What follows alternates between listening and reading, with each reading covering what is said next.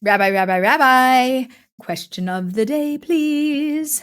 In the jungle. Okay, sorry. Dear Aleeza, how much do I need to know about someone before I can trust them enough to get married? Okay, that was like a really big sigh. I don't know if you fully heard that, but okay. The whole root of everything here is trust. And the question was, how much do I need to know to trust somebody? And I can't give you an answer because I don't know you. Every person needs a different amount of information, a different amount of time to process things and to be comfortable. Some people need to see consistency over time. That for them builds trust. Some people need to hear things over time. That for them builds trust. Let's see if I can give you a minimum. If you're asking this question, it's probably going to take you at least 3 months to buy into somebody, is my guess, at minimum. If they build trust with you. If they build trust with you and they're doing the right behaviors and the right activities and things if that they're are vulnerable, if the relationship develops, right. Let's talk about some of the elements of trust. Dig in. I want to hear it. The relationship developing, which means you don't just friend zone them. You're actually developing a relationship. You're talking. You're being vulnerable. You are allowing them to know you on a personal level. You are doing things that build trust. What are things, for example, that will build trust in an early relationship? If you say you're going to call, you call. If you say you're going to show up, you show up. If you say you're going to show up, yeah, I was going to say, if you say you're going to show up at 9 o'clock, show up at 9 o'clock. On time. On time. If you say that you're going to be somewhere or do something, or if you say something's important to you and then you go and do the opposite, it's very hard to trust. You said that you wanted to go, I don't know, run that half marathon on Thursday and you were going to start training for it. And like, you didn't even do anything for the last 6 months. Why? Like, and then you kept talking about it as if you were going to do it. And then you don't even do it. Like, why are you saying things that you're not doing? There's another big talker. Yeah. Like, I don't trust you because you're not even reliable to yourself. You know, that's something very interesting because clients have talked about this, that it's not just about how you treat me or this or that or others. It's actually if I see you being trustworthy with yourself. For example, a classic example, you got a bag of chips. You put your hand in the bag, you take a bite of a chip, and you go, that's the last one. Unless that's the end of the bag, how many people that say that's the last one really mean that's the last one and they're not going to take another chip? Right? So I'm not even... I want it to be the last one, but I have no self-control. Right. And that makes me not trustworthy to myself. And when I observe that about you, then I might lose trust in you. It's a very interesting thing. Ooh, this topic is so heavy. What do you have to say, Rabbi? The peer-reviewed data on it is that trust takes a long time in general, and that there's going to be different stages of trust in the relationship. So in the initial courtship, there's only so much you can trust a person. Living with a person, you have a certain level of trust for them in a different way. Being engaged or married to someone enters a different level of trust. The studies that I've seen have said that trust, real, true trust in a relationship takes years. Some say.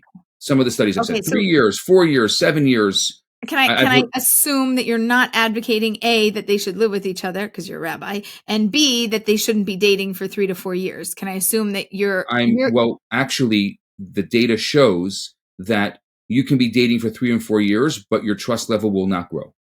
Oh, interesting. Why? The trust level grows with the level of commitment to the relationship. So the marriage, the commitment to the relationship grows the trust. I know that a lot of people say, "Oh, the chuppah, the marriage ceremony means nothing." Right. Well, it means something for trust. It means that I chose you and you chose me. And I said no to everybody else. That changes the trust. It's not fleeting. Yeah, it kind of like... You can't just walk out on me one day. Signed, stamped, and sealed like that. Right. I'm going to trust you, you're going to trust me, and we're going to build something together, because I'm not just doing this with me for me. Now I'm always having to take you into account too, because it's not just me anymore. That's right. And Wow. just the opposite side of it is, for example, I don't know where it is in other places, but here in Quebec, if you file for divorce, heaven forbid, but if someone needs that, you have to wait a year. Wow. To wait a year before it's final. And so people know that. So that signing those papers and getting married here is a very big deal. That's a level of Wow. trust. That's really fascinating.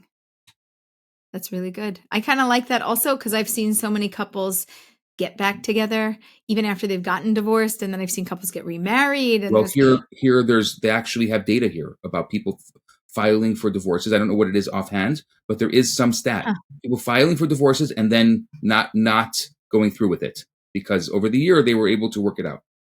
Oh, wow. Wow. This trust thing is like, it's at a core level.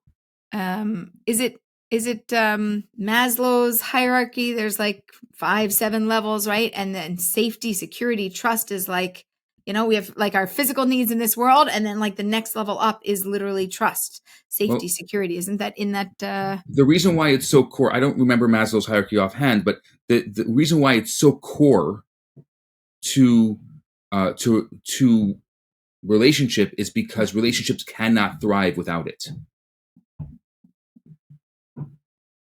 I'm assuming also, like you said, there is a level of trust, meaning it will grow over time. Maybe it can shrink over time, then it can grow more, just like love, right? We have love that can grow more over time.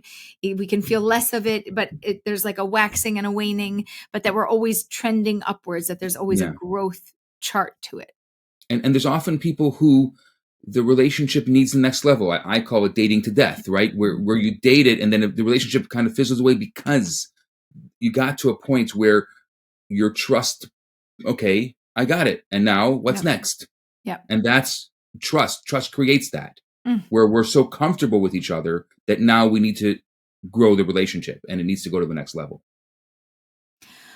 This is such a core foundational question and such a core foundational issue. So, what is your advice just on time period, on how long? Like, we're not waiting 3 to 4 years to do this. We're going to probably get engaged, get married, and sooner. So what level of trust do we have to get to, or how comfortable, or how quickly? Like, what can you flesh that out for a dater? I think a lot of different people need different levels of trust. If you're somebody Yeah.